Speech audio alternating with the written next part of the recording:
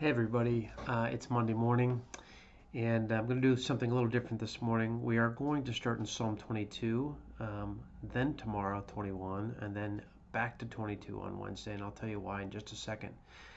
There's been something I've been wanting to talk to the church about for some time, and I just thought I'd use Psalm 22 to do that today.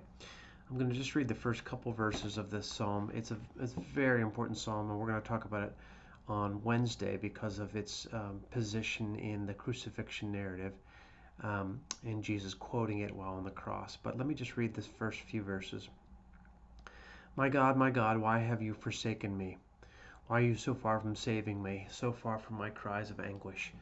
My God, I cry out by day, but you do not answer; by night, but I find no rest.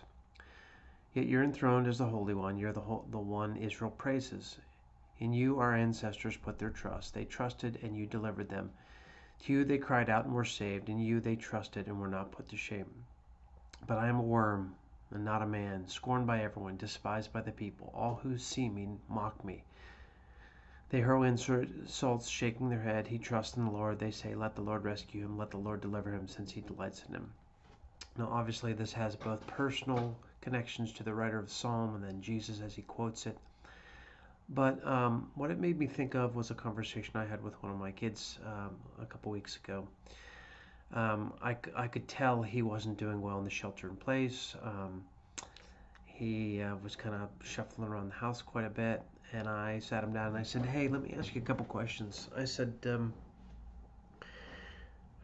are you feeling somewhat apathetic? Yeah. You seem to lack energy, just tired all the time. Yeah. It seems like you're isolating. You're not really connecting with people. Is that true? Yeah.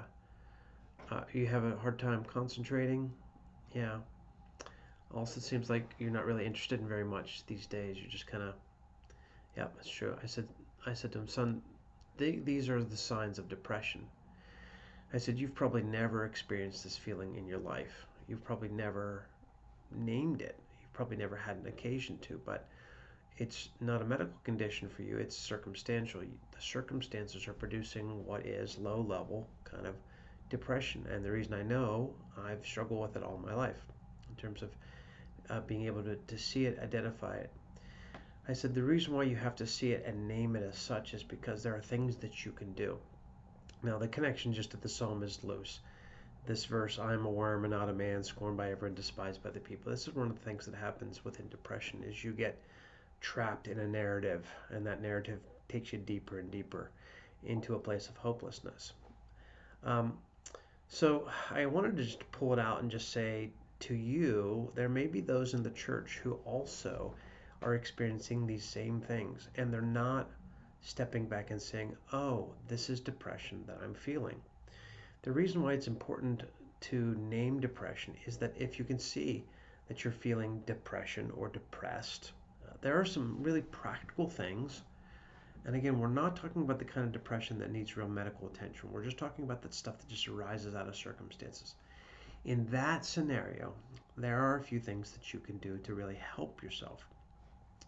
So if you just poke around the internet, you can find these same things, but here are some things that I know are true. Number one is you have to push through. You won't have a desire to connect with people, but you need to push through and find human connection.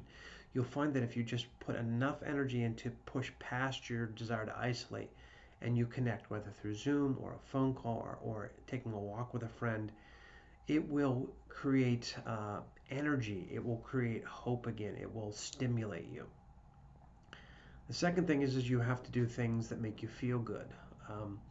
So if there's a hobby, if there's something that you really enjoy doing, you have to find time and place to do it. The third is to really concentrate on getting yourself some exercise. We know exercise. We know that there's some clear science in terms of endorphins being released to the brain through exercise, right? Exercise is important to kind of stem some of this stuff. Diet's really important as well, eating the right sorts of things. The problem is when you feel depressed, you're only looking for comfort, so you tend to eat the wrong sorts of things, which perpetuates the problem. You have to force yourself to eat normally. Getting outside is really important.